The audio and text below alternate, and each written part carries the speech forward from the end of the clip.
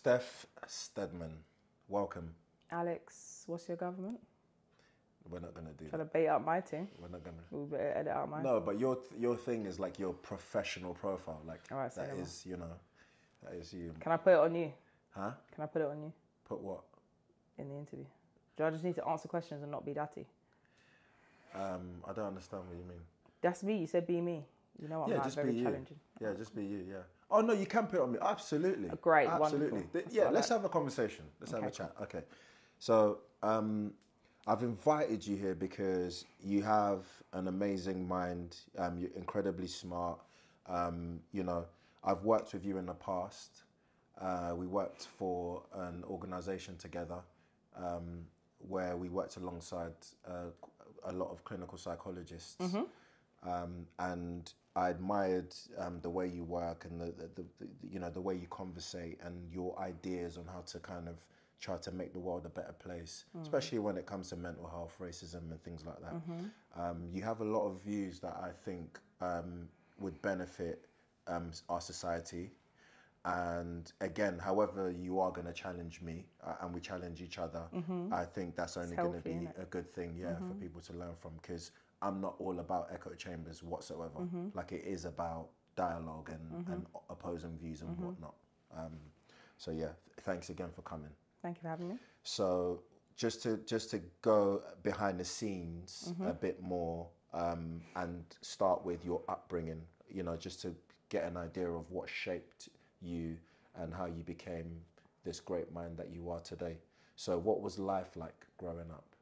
I will go into what life was like growing up. I Yeah. just want to say it was a very special introduction. I appreciate that. I also enjoyed working alongside you. Yeah. I'm just saying, I'm not don't scared to give people oversell. their flowers, I'm not. No. I appreciate it. I appreciate it. What was life like? What was life like growing up for me? So I had a lot of trauma, very early age, and so I was in care. So I couldn't grow up with my biological mum or dad. So I was in care up to the age of 6. Then I was adopted at 6 by my amazing mum, who had 7 children, and they were all her own. I was her last adopted child. So it got better, but yeah, it started off a bit rocky, and trauma sits in the body of people that experience it, and like we were discussing earlier today.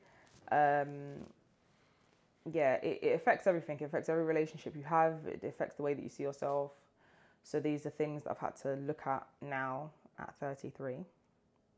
There was a very sort of challenging beginning stage, and then God blessed me with a loving family, where I grew up in a Jamaican household with faith values, and just amazing mum, single mother, who worked very, very hard to support us, take us on holidays, to give us what we need. You're very fair-skinned. Biologically, are you mixed race? Are you like half white, half black? So my biological mother's white, and my biological father's from Ivory Coast in Africa. Okay. But you were raised by a Jamaican Black woman. Black woman, a single mother. Wow, much power to her.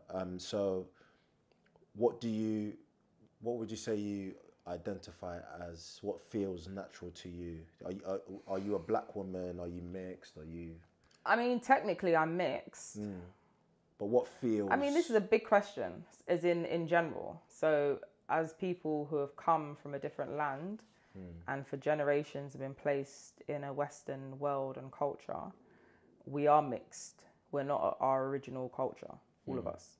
Technically I'm mixed, but I was raised by a black woman, and anybody who's not white British is not white, basically. So I don't know, like, I haven't had those references in my family or as part of my upbringing. I've just had hard food and oxtail and pato when you're bad, and Yeah, maybe a bit ignorant of me, but if I was to see an Italian person they looked Italian and were Italian, I'd still think of them as white. Well, I mean, look, European. everybody's identity is unique to them. So that white, how you see them, Italian person could be raised by a black family or an Asian family. So everybody's identity is unique to them. You have to ask them how they see themselves. Obviously, you're an outsider. You can have an opinion on what you see. But the Italian culture is very different from British culture. British culture is very cold. You have to look at their endeavors, the countries that they stole from, how they operate, how they move, how they, if you look at the Asian culture and you look at how they look after their children and how they make them study. I mean, it can be a bit toxic and they've got high sort of suicide, mental health issues, but it's a very driven culture to succeed academically. Italian culture, it's about family, love, passion. If that Italian woman that you work with at a bar or whatever doesn't like you, she'll tell you about yourself. That day, you will know. But a white British woman, you're not hearing nothing. No. But her husband will know. Cuts. Yeah. Your manager will know. The police will. Everybody will know but you. You understand? It's a very different culture. So, yeah. I get that. Yeah, I understand that. When you were a kid, primary school age, what did you want to be when you grew up? So because I was adopted, I had to go to the high court, like what you see on TV. That's where they do family issues. And then I got to meet the judge and wear the judge's hat wig thing. So I wanted to be a judge. But based on my character and how, I love to argue, challenge, like even if we was watching EastEnders at home, I would, and I was going to encourage you to do this as an interviewer, take up the position of the opposing side, even if that's not what you believe, just because you understand an argument better if you're looking at the opposing side. So law, I was interested in, but we'll see along the way. I kind of veered off. But yeah, that's what I wanted to do. I wanted to be a judge. Okay. You're in a loving relationship now. Yes. We won't mention his name unless you want to. I call him Oba, which means king in Yoruba. And that's the name of our natural hair and skincare range. Yeah. We're going to talk about that, by the way. Let me just remind myself to come onto that. I'll remind you, don't worry. We want you to... We're a team. So I just threw it in there.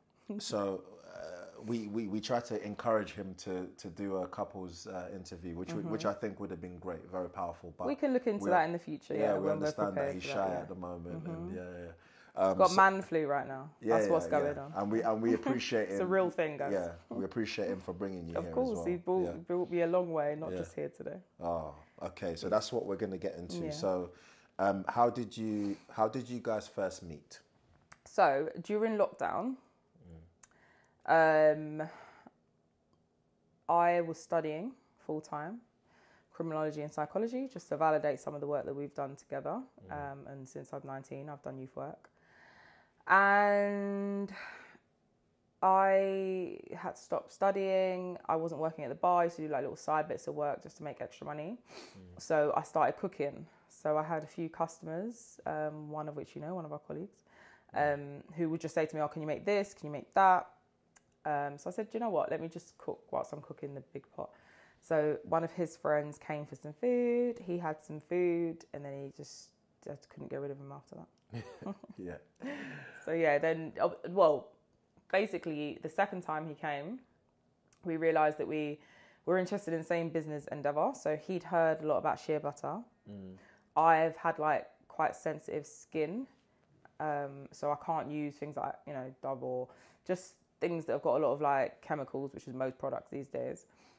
So he was interested in selling it because he knew people were buying it, and I was interested in giving people Christmas presents that year because I didn't have any money. So I thought, okay, if I buy a big batch, I can make creams for people, and then if it goes well, potentially I could do that again in the future. How did you transition from food to product? It was just the conversation. So he was in my house eating the food and looking at like jars for shea butter, and literally I'm like, what are you doing? Because I had already bought the big tub and needed to get jars to like give them to people as Christmas presents. And like I said, if they went well, then think about doing something in the future.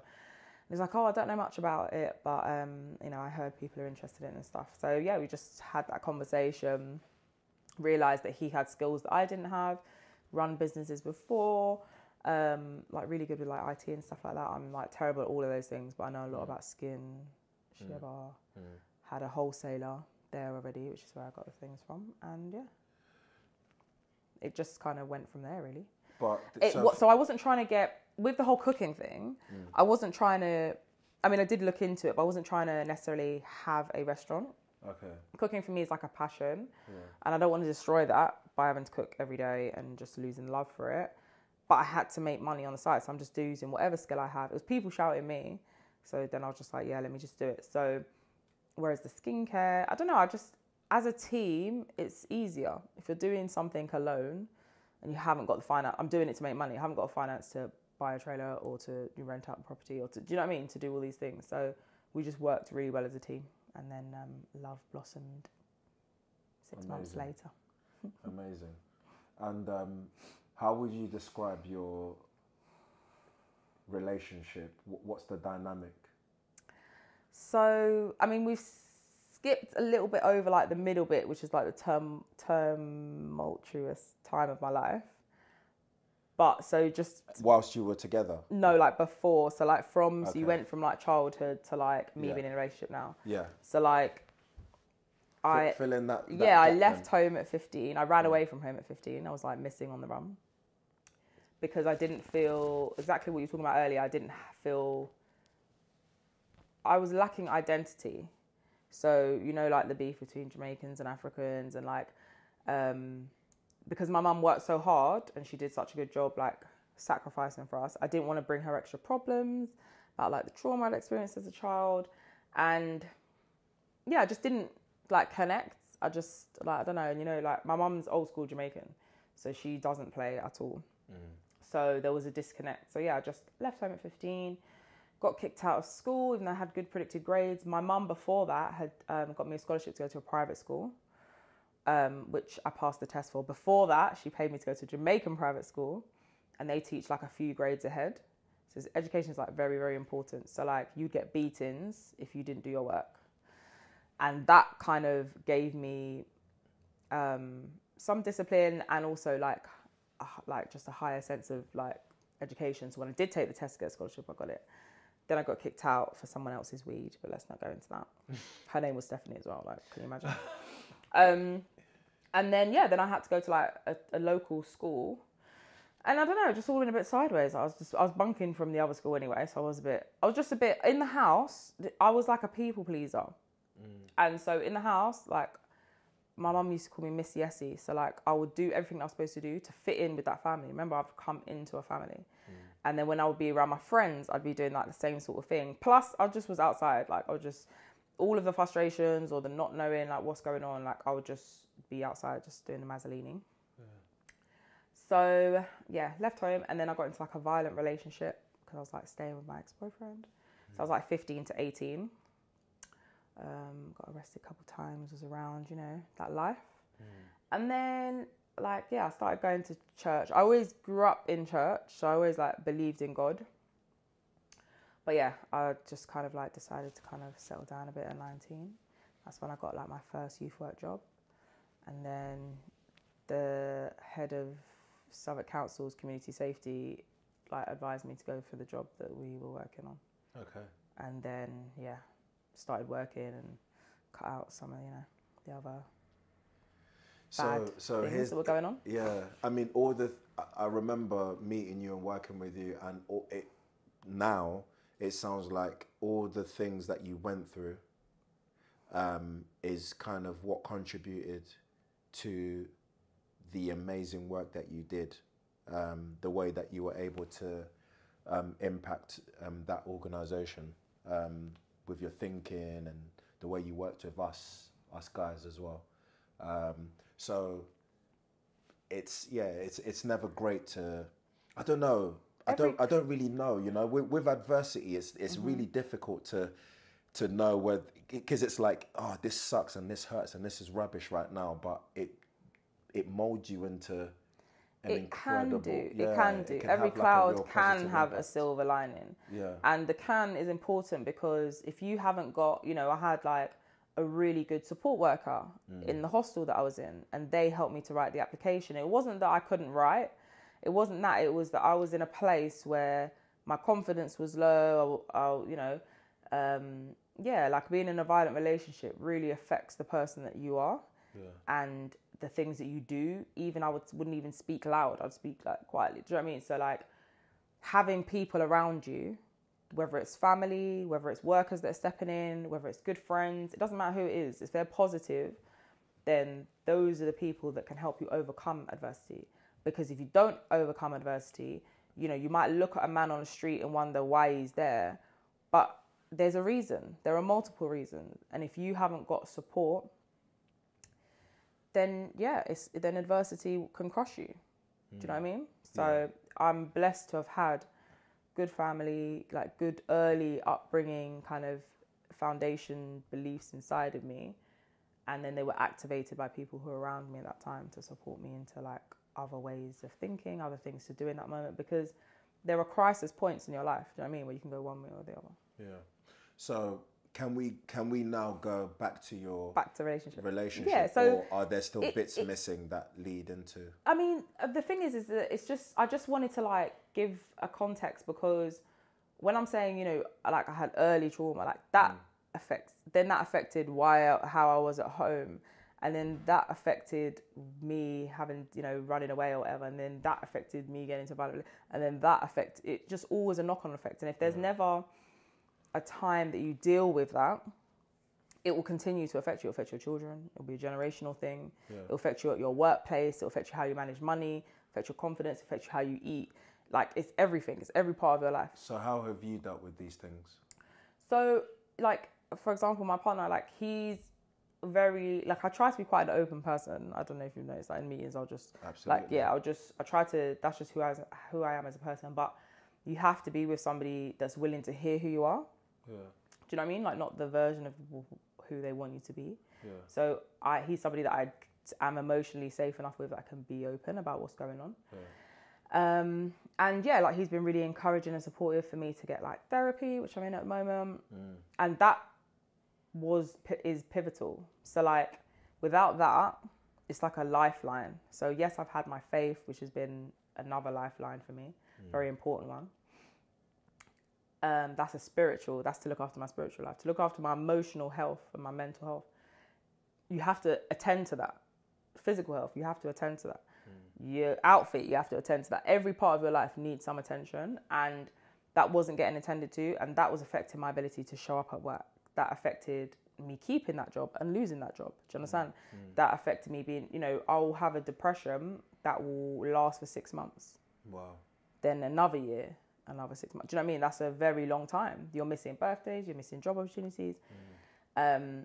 And so, yeah, it's just got worse and worse and worse over years. So now, yeah, I'm getting some therapy. But it's like a cultural thing as well, because I'm a help giver. My job is to be a help giver. My advice is to tell people, reach out, go and get help. Do you know what I mean? So you don't really want to be looking like you can't handle your own things. Yeah.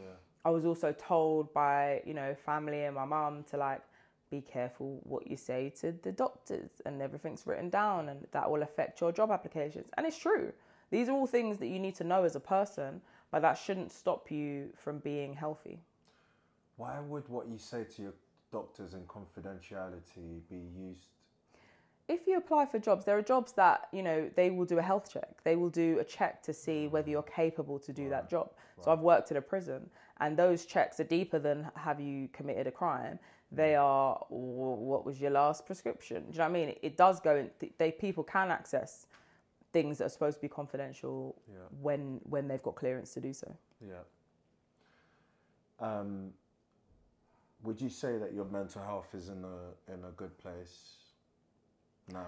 Mental health. So like, it's important, I think, to look at maybe definitions of things, and people define things differently. Other cultures, they might see it as a spiritual problem. They might not recognize it as a thing. Yeah. Do you know what I mean? So it depends who we're looking at. And that's important when you've got diaspora in another place. Yeah. And people, that's why, you see, anyway, let's not go into all of that. But we'll be all night. But poor mental health. Everybody has mental health. Everybody has physical health. Is it good or is it bad? Yeah, that's what we need to look at. Poor mental health is if you are unable to work, if you're unable to do your daily activities, if you're unable to go shopping, go outside, interact with your relationships, be social, then, you know, as a result of your mind and how you're thinking, then that's when you've got poor mental health. And if it lasts more than, I think it's like 6 weeks. So if you had a death in the family or something like that, it's normal to feel low and to not be able to do those things. But if it lasts for a prolonged period of time, then yeah, you're facing poor mental health. And there are things that you can look into to address that. There are preventative things. You don't always have to get therapy or be on medication. There are things like sports that keep your mind healthy, what you eat. Are you socializing, forcing yourself to speak to your friends when you really don't want to speak to your friends, if they're good friends, if they're people that you know you can feel safe with. So at the moment, yeah, it's good, and that's because I'm attending to it. I mean, they say that outdoor exercise is one of the, is it number one? The most, the way to combat, no, the number one contributing factor to positive mental health. But I'm not sure if it's number one, but it's one of the There are a lot of things, and like you will know from working where we worked, like in terms of community psychology, for people that, you know, are wary of kind of pharmaceuticals, which I am and have been, you know, for different reasons. They can be helpful, you know, in emergency situations when people need it and if people find it helpful. But there are so many other things that should be done and to just keep you well, basically, to keep you up.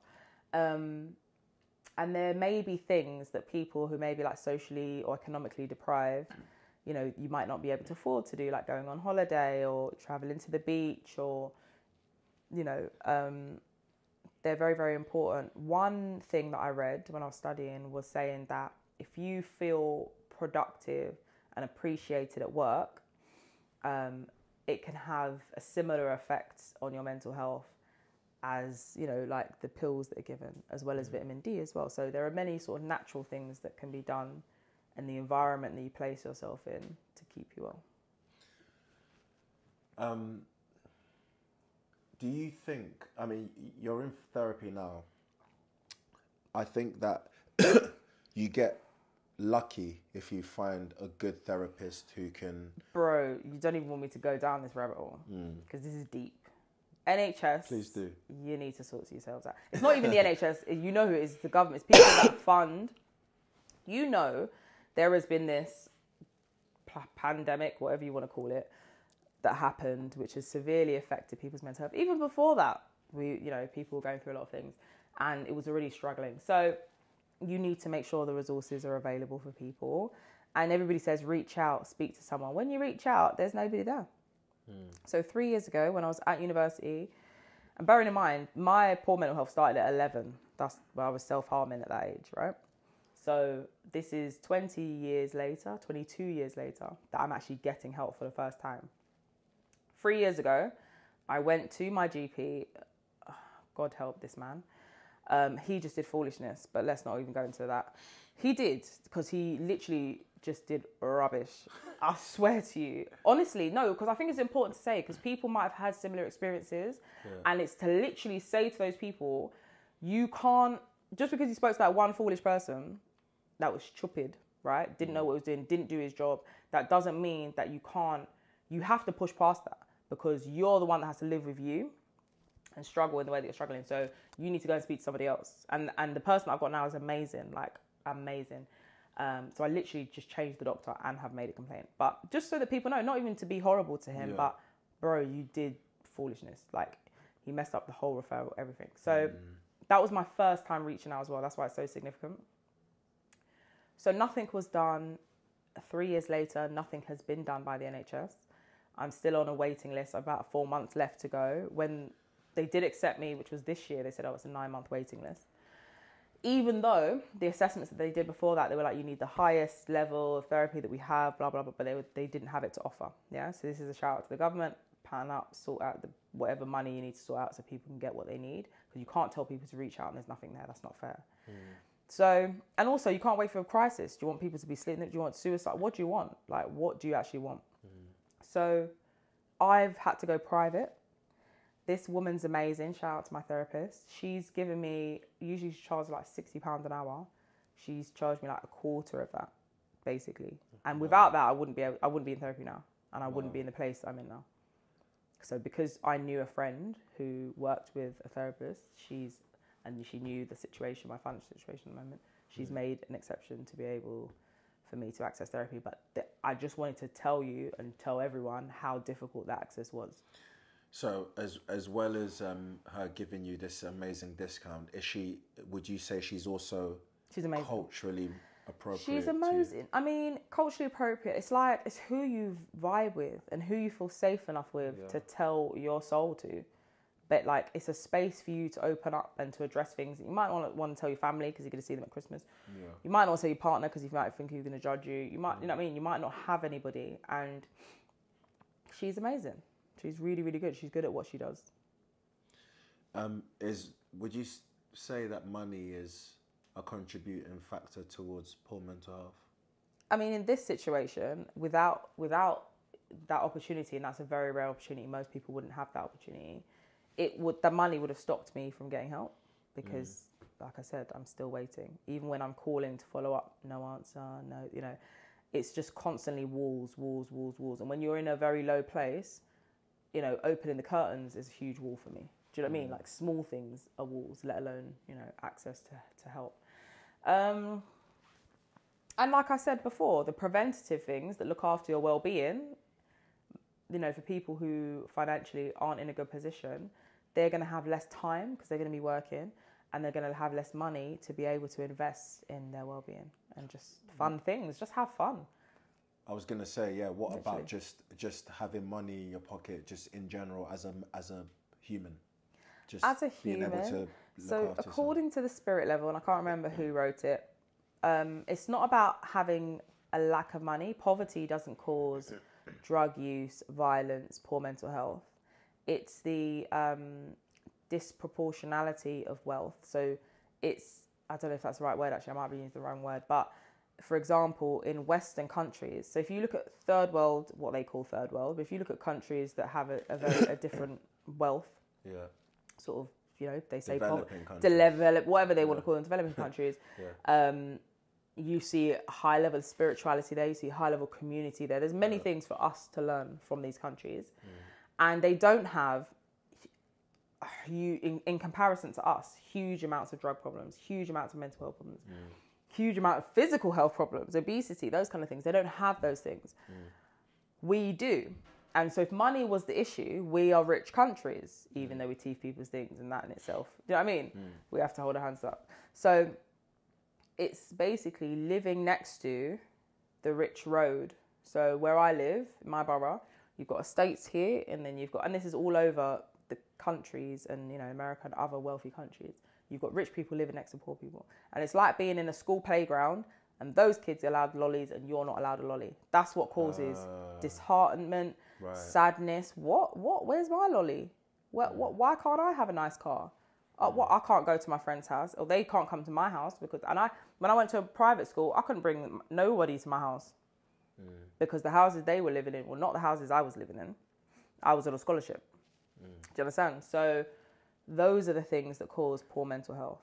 The fact that you're seeing some people who haven't done any work living really well, and you're working every hour God's given you, and you're struggling to feed your family. In 2022,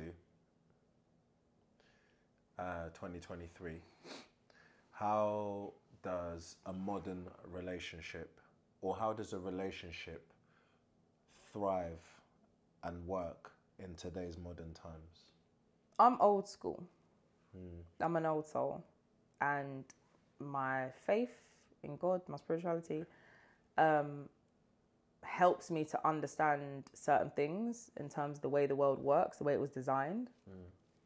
And I believe that men and women are equal. No one is more special than the other, but we have different roles. And men are supposed to be the head of a home. They're supposed to be able to lead. So we need men that are able to lead and have been given examples of leadership. And in our culture, and our ethnic groups. Yeah. Our men have been taken away. But yeah, I believe that when you mess around with those roles, that causes division, causes for families to break down. Yeah. I believe things were done to break families down, Yeah. purposefully, to keep things in order.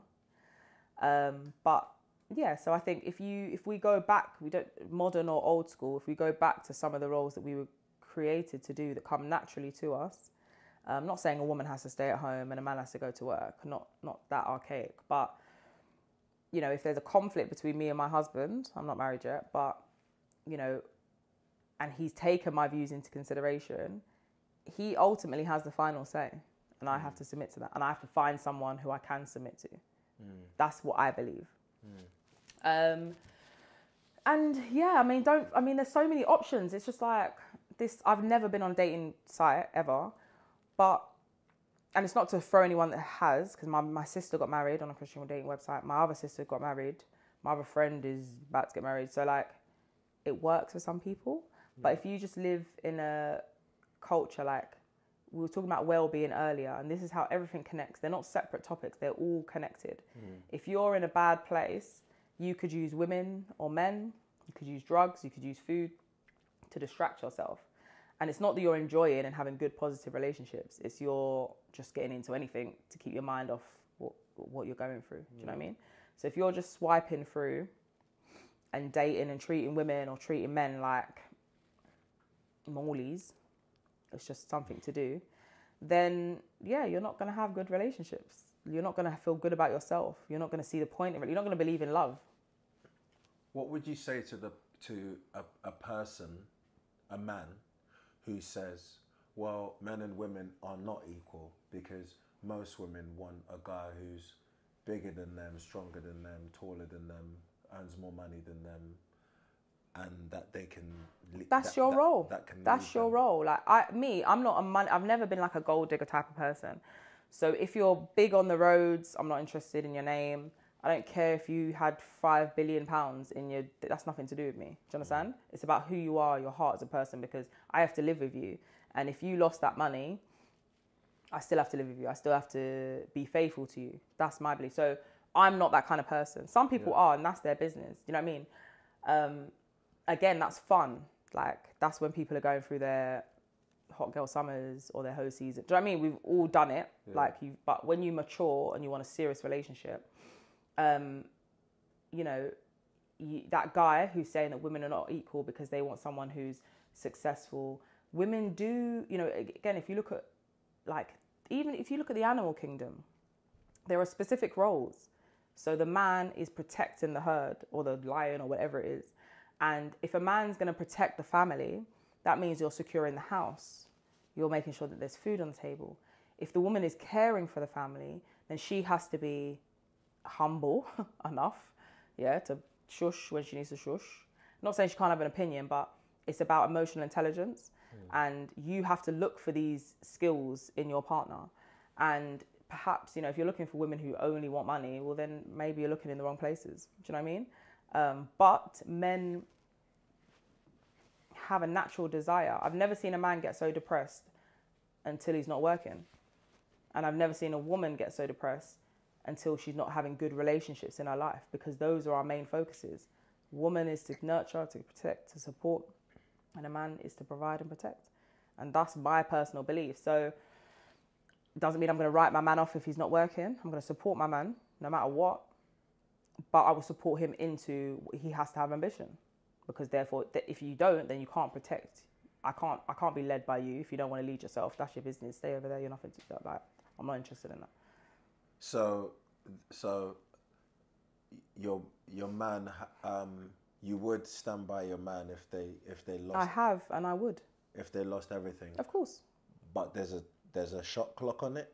You need to have ambition. As long as you've got drive, like, you can have down moments, down days. Like I said, my partner supported me through several 6-month depression. So I'm not just going to throw him away because he's having a bad day. I would never do that. However, my role is to support. He's not going to be happy not working. True. Because I know him. I've chosen him. Yeah. And I know his desires. I know his ambition. So I will pick based on that. Pick the right people. Take time to observe who you're looking at. And then my role is to support, like build his ambition, build his confidence, not put him down, because a woman's mouth is serious. Yeah. So, you're not supposed to be putting your mouth, is that all you're bringing, or is that what you're doing? No, like you have to build him up, build up his confidence to be able to go after what he wants. Yeah. So, yeah, you were just finishing off telling us about your relationship. We're talking about roles. Yeah, I guess, yeah. And would you leave the man if he lost his job? Yeah.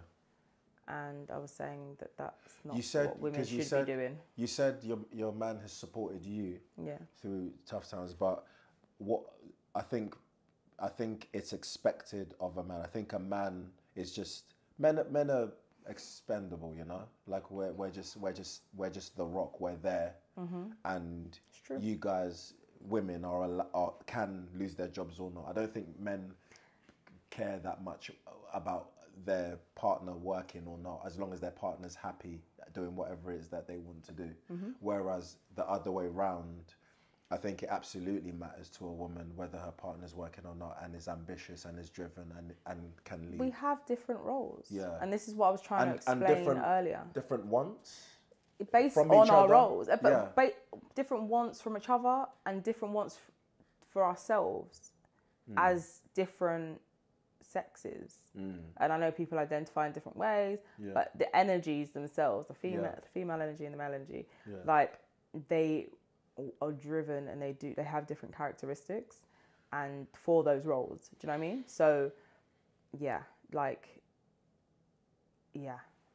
get good people and you get bad people. You get women that want people for the wrong reasons. You get men that want women for the wrong reasons. So I just think look for good people. Like find and hone your morals, what you want from a woman. I wrote a list of things that I want in a partner. But I knew and I know and I'm working on like the list for myself as well. So what are you bringing to the table? Well, what am I bringing? I have to ask myself, what am I bringing to the table? Not just what a person's bringing to the table. And if you're bringing this, I have to match it in my own way. Does that make sense? So just because he's working doesn't mean, like in the Bible, it talks about the woman managing the finances. So just because you're bringing in that money, the woman makes it stretch. The woman is supposed to look into investments. The woman has certain skills. She can multitask. She can sit at home, look after the children, be doing an online course, be investing into whatever, looking into how to model the house. Like this is what a good woman is supposed to be doing, in my eyes. Not those specific things, but she is supposed to help with those things and bring money to the table as well. That sounds really nice, and I agree with you that is something that women can do that would be nice in a partnership. It's needed. But, why do they say a woman's touch? Because she can do things you can't do. And why does a woman need a man? Because you can do things that a woman can't do. But statistically, though, women are like something like almost 80% of the consumer base, and like I think they're around the same number of debt the consumers of debt. You're getting the money. Not you specifically, but the man potentially could be earning the most. Not always, but can be. And so therefore, there will be something for the house. Do you know what I mean? So if you've got kids, you've got family, you've got to pay the rent, you've got to pay the bills, and there's something, whether it's saving into holidays or whatever it is. So the woman does all of that. The man just wakes up, has his clothes washed, has his food, gets his back rubbed, or whatever it is. Do you know what I mean? And goes onto that. And the woman, that's what I'm saying. The woman is thinking, Savers does it cheaper than Sainsbury's. We're going to go here. Like those are the things. So yes, we are consuming because we just do these things. It's what we do. It's one of the things that we're good at. Not saying that I encourage debt. Debt's not cool. Yeah, I think maybe she didn't listen to her man when he said no. We can't. We're not spending on that. I think you are old school. I am super old school. Yeah, you are old school, and it's nice, and I think that sort of that way would be more beneficial to us as a society and raising our children and households staying together. But I think in these modern times, it's not a lot of the things you describe. It's just you personally, I understand, but women in general, that's just not how it is. I mean, basically, you know, things go in a certain way, yeah, in life in general, and it's up to us. Like, we can't say, oh, the world. No, the world is made up of people. Yeah. It's made up of minds. Yeah. You've got businesses that want to make money. Yeah. So whoever's doing, what's that page, OnlyFans? Yeah. Whoever's making money off of that, they've got a narrative. They've got things that need to be happening in order for them to be working. The people that make money off of prisons, they've got things that need to be happening in order to make money. So it's either you let the world do what it's going to do to you, or you set standards. And this is where old school values come from, and this is where sayings come from, and this is where storytellers come from, because you let the next generation know, look, these are the things you need to watch out for. These are the things that have happened in generations.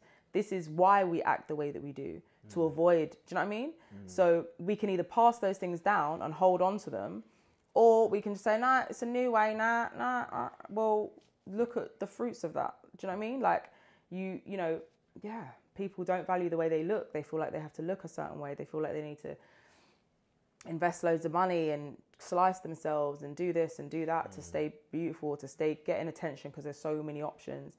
They feel like, you know, if women can make money off of their toes. Women buy houses off of toes. No, but if I had the confidence to do it, I would do it, Alex. Are you okay? I send you a picture of my toes and I get a house. Like, why wouldn't you do it? Yeah. It's a consumerist culture. Like, I would do it. That's what I'm saying. Just go ahead. I'm sure there's some rich girls. Do you know what I mean? So this is like why things are going in the way that they're going. And then, you know, and then men won't take that person seriously. And it's not that person's a bad person. They've seen an opportunity. They've seen the way that world's going. So you've got to, like, in terms of going on to the advice bit later on, like, you've got to, like, really, like, block out the noise sometimes. In terms of the outdoor sports, walks, well-being walks, I discovered them during Corona, and really, like, think, okay, but who am I? What do I believe in? It might not be what your mum taught you. It might not be what they say at church, but, you know, what sits well with me, and then you've got to run with that. Yeah. A long walk is underrated. I say it's that often. It's really lovely, the walk. What do you make of this statistic that says that black women are the least desirable on who wrote that? Who was? So there's been numerous studies done, and who was being studied? Who were the participants of this? Well, study? so a few dating apps put forward their findings, and so that a few. Have you seen Love Island? By the way, they violate black women. Do you know what I say? Especially darker skin. Do you know what I see? One thing I've noticed is, listen, no shade to any black women that have been on TV or anything like that. You know, you're all lovely.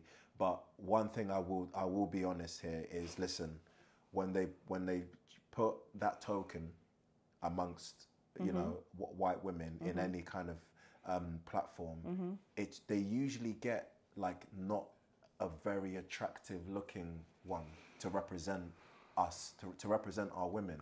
And I see it every time, and I'm like, who's why? looking? It's like it's like a blatant effort to say to the world, this is black women. Why can't you? There are so many beautiful black girls. Why can't you choose one of those? Why can't you put amongst the other pretty white girls a pretty so black some girl?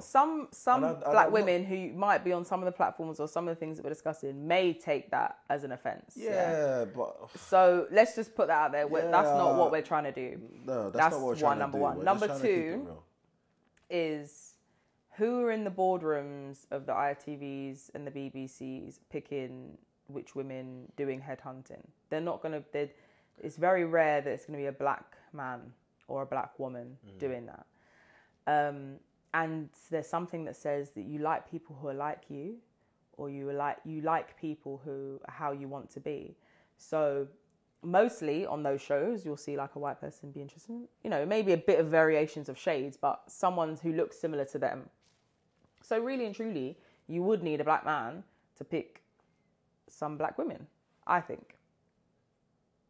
Do you know what I mean? Does that make sense? Of course. Otherwise, it's just like ip dip do. Of course, that's what should happen. Yeah. So but you can blatantly see. It could be like you're saying. It's like basically like a strategy to put down black women, Potentially, that's one option. Another option is you just don't know what you're looking for because you haven't got those people in occupying those spaces in those boardrooms at significant levels to be able to make decisions. Again, it might be a token black, BAME, ethnic, minority, Asian person who doesn't have a voice in that space. So I think representation and having more people in all these different spaces is very, very important to see some of those changes. But I would agree with you in the sense that it's embarrassing sometimes how black people are portrayed. Even black shows, there's only a few shows. It's always a stereotype. It's always they smoke weed. It's always they do drugs. It's always, do you know what I mean? Like any movies, and I don't buy into it because you know the range of black people that are in our community. Kings and queens descendants, that's what is actually going on in terms of business ability, illegal or legal. You know what I mean? Creativity, which gets teethed. So like, yeah, let's not rely on these platforms in these Western places run by people that don't look like us to represent us. Let's create platforms like you're creating where we do it ourselves and we come together. And this is a major thing. Like, we don't work well enough together. We don't make effort to, and we need to, because other cultures have done that and proven to be successful doing it. Do you think colorism is a thing amongst black people? How would black you women? define colorism? Well, it's me putting it on you now. Okay, yeah, just no for fun. problem. Yeah. So the lighter skinned you are, because you're quite fair. I think most people would say, the lighter skinned you are, the better you're treated in society. It's true. There's definitely pretty privilege. Whether you're white, black, Asian, pretty people have a privilege. Well, I'm talking about color. Yeah. So you've got that in terms of why didn't you pick a pretty black girl? Well, why the pretty one? Why not what that you call pretty? Because remember, beauty is in the eye of the beholder. So the other girl could have had more to give you. Do you get what I'm saying to you? Yeah. So there is a privilege there. But to do with colorism, there is a privilege there as well. So the same you've got white privilege, it goes down in shades. And I've seen it happen. I've gone to Jamaica with my mum, and my mum is fully black, but she's lighter skinned, red skin. Yeah. And they'll be like browning, and they'll cook her food that wasn't on the menu, and they'll do the most, and they'll bend over backwards because that's what the slave master taught. It was engraved in the branches in the plantation fields. If I've had sex or raped, should I say, the slave, and now I've got these mixed race children, they will be kept in the house. They won't be kept with you lot. And the darker slaves or the naughty slaves or the feisty ones, they'll be in the fields. And the lighter skin, you know what I mean? The lighter skin ones will be serving in the house. So it was always presented as we can be closer to people that look more like us, and we need to keep those ones away. Yeah. And that has been side of black people through the generations without even maybe fully being aware or conscious of where it's come from. You have good hair, doesn't have good the fair skin boy, no. And you just favour that light skinned child, and that black child is there thinking, I didn't get the Christmas present or whatever it is. And they internalize that hate for the lighter skinned person. And then now it's another war between, do you know what I mean? Yeah. And it's really disgusting. I hate it. Yeah. Speaking about skin shade. Being mixed race, by the way, you're not accepted by any culture. So you're too dark for white people. Yeah. And you're too light for black people. I'm reminded of that Drake quote. Was it, I'm black but not black enough or something along those lines. You think you're nice, you're this, you're that. It's like, I was born like this. He still sees himself as a black man. I am a black woman. That's how I've grown up. I haven't had any white references apart from a school teacher or a police officer. Like, literally, that's the realist. Like, my family's black, so that's how I've grown up. I can't identify with anything else. I acknowledge, I can't be blind and be like, oh no, there's no white. No, like, there's white there. It comes out in my hair. It comes out in some of my genes. I've started to get to know my biological mother. She has bipolar, so she wasn't able to look after any of the 3 children. But I acknowledge, she's just somebody that I'm meeting. Do you know what I mean? Like, in terms of my upbringing and my culture, I'm a black woman. So as going from talking about skin shade Yes. to skin care, and That's a nice segue. I like that. anything else Yeah. to do with self-care in that way, please tell us about Oba. What do you do? And What do the you other do? brands. What do you do to your skin? I had a little look in your little cupboard over there. So the little quick thing stole some of your ooze. Me, so £300 bottle. you know, I shower or wash my face depending. What do you use to wash your face? To wash my face, I use a facial scrub. I've just run out, but it's by Jason. Jason. Yeah, the Jason? scrub. There's a brand called Jason, and it's a scrubble, and it's very rough. It's like big bits. Yeah. Okay, so it's an exfoliant. So you do that every day. Every day. Yeah. Guys, don't do what he's doing. You're day. only supposed to exfoliate twice or 3 times a week. It will cause micro tears in your skin. Your face skin is very, very sensitive. Like other sensitive parts of the body, it needs to be treated differently. So definitely exfoliate is very important, but not every day. Right. 2 or 3 times a week. You need a normal, gentler scrub, sort of face wash, like every day. Right. Okay. Well, I'll hook you up. But basically, natural. What's the science behind that?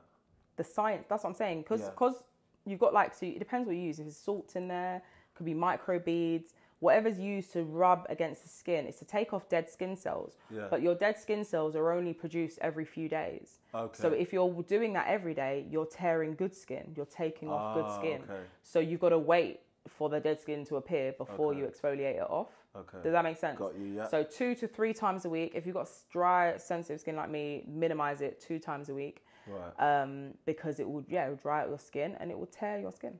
Little micro tears. You won't see it, but it's damaging your skin. Yeah. Okay. Makes sense. And then should you wash your face with hot or cold water?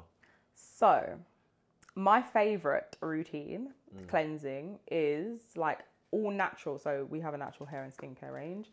So using oil. Now people who've got oily skin are like, what? Like, how can I do this? But the reason why people have oily skin is because their skin isn't, basically you're not putting oils back into your skin. So because the skin is lacking oil, it's overproducing, if that makes sense. So basically you put oil all over your face, any oil, like a natural oil, extra virgin or whatever. Yeah. And then you get like a hot towel, steam your face for 10 seconds, make it hot again, do another 10 seconds, make it hot again, do another 10 seconds, so 30 seconds in all. And then you wipe it off and that's it. That's your cleanse. So it opens your pores, any dirt that's got inside, it just like opens your pores so that it can be taken out. Try it for 3 days, send me a before and after picture and thank me later. I was watching an interview with Pharrell and Travis Scott, and Travis Scott, I think, was asking, "How, God, you're aging backwards, man, how?" And Pharrell was like, "I wash my face with cold water." So that's his routine. I mean, he's saying maybe he is saying that is his routine. I was going to say maybe he's saying that is the routine, but maybe that's just what works for him. I don't know. I've never heard of that. Yeah. I'll have to look into it. But like, basically, the less things you use on your face, the better. And the more natural, the better. Also, when you say oil, the oil before you steam, what oil? So it could be like virgin oil, it could be sunflower oil, it could be jojoba oil, vegetable oil? It could be vegetable oil. Okay. I'd say sunflower oil. Baby oil? Sunflower, definitely not baby oil. Not That's baby not oil, natural. okay. Have you read the ingredients? I Cheese use that on and my bread. body. That's what I use Do on my not body. use I'm taking it with me when I leave. Oh, no. It's right now. Anyway, it's finished. Good. So what do you use on your body? So we What make should I use we on my make body? cream. So I use shea butter, base. Here's the. I make it. I whip it myself.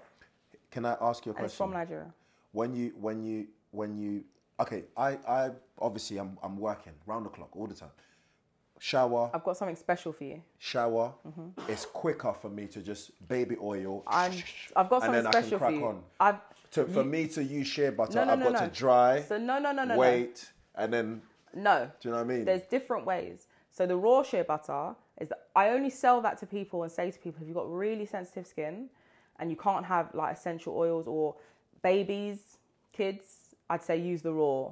Take the time, rub it in your hands and use the raw. I can even whip it for you so you don't have to rub it. So that's for them. Then I've got another one, which is like 70% shea butter. And that's for like your dry heel back. You know what I mean? Them days when you just want to, So that's for that. For everyday use, I have something called temple oil. And so it's got cocoa butter in it, shea butter in it, and oil, mainly oil. So you just pump it out. What oil? Just like, well, I'm not going to tell you my ingredients. Well, actually, Okay. it's on the ingredients bit. But Okay. yeah, so just a carrier oil. So you can Okay. use like an olive oil, Okay. sunflower oil, Okay. a rapeseed oil. Like there's so many oils, about 100 different oils. But yeah, it's just mainly oil with cocoa butter and shea butter. It's got a little like coconut, like cocoa butter, cocoa smell. No essential oils in there, fully natural, and it's just as quick as the baby oil. Baby oil is dead. Please don't use it. Vaseline, guys, is petrol juice. Stop using it. So not Vaseline, not Are baby you oil. okay? No. Do you know how Okay. many cases Johnson's and Johnson's have caught for carcinogenic products on people's children? You know they targeted the black community. You do know that, right? Yeah, because we've got bigger pores. So our skin dries out because we adapted to, you know, being close to the equator and being close to sun. Krept and Conan, I forgot They've got a baby range one. called Naylor. Yeah. All natural. It's all natural. Yeah. It's all natural. So tell us more about this brand. Like, where can people find So yeah, it? just Like, go on Instagram. The website's under construction at the moment, but if you go on Instagram, you can get products sent out to you. We're just opening a shop as well on December the 2nd.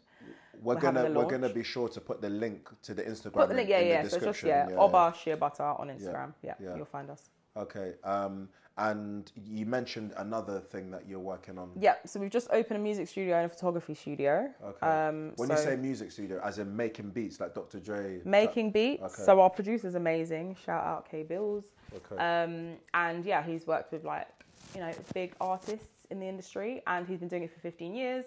And he plays like guitar, the piano, and he will make a beat in front of you. You can bring beats, you can record, you can do piano lessons for your children, you can do vocal coaching.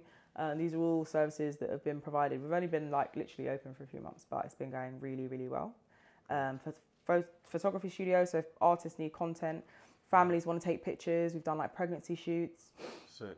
Music videos, wedding photos, all of that sort of stuff we provide as well. So yeah, I must come down and I'll check put the it link out. for that. When you're ready, Definitely. you're welcome. We get litty in the studio. We have fun. I'm coming. And then lastly, what do you want people to know about you as just you in the world? And then what advice do you want to leave for anyone watching? I don't want to like talk too much about what I want people to know. Like I want what I do and what I give and the energy that I am to be what people know. Do you know what I mean? Right. So I don't want to tell people what they should know. I want them to feel and see what we do. What is it that you do? What would you describe yourself as? Like, for me, like I think on my Twitter, I say that I'm like the queen of my life and I'm a servant to my community. So like I'm learning to like lead myself, be more disciplined, so I can achieve my service to the community. And that's what I care about. Like I care about supporting others. So even letting you know about your skincare routine, it's not for you to buy Oba necessarily. I'm probably not the best businesswoman, but it's for you to improve your skincare routine and for you to look after yourself. Do you know what I mean? Yeah. So yeah, that's my motivation, to look after and care for others. Okay. And is that also the last advice you want to leave as well? Or my last advice, I mean, I think it's just kind of what I said to people earlier, like everybody's right thing is individual to them.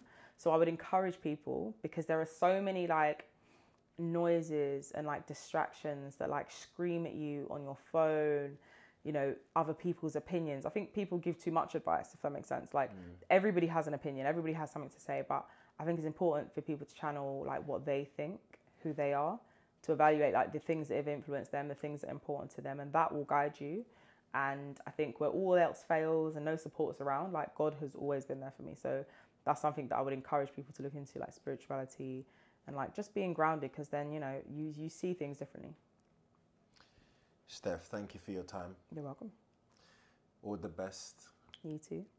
And I'll be seeing you soon. Come on.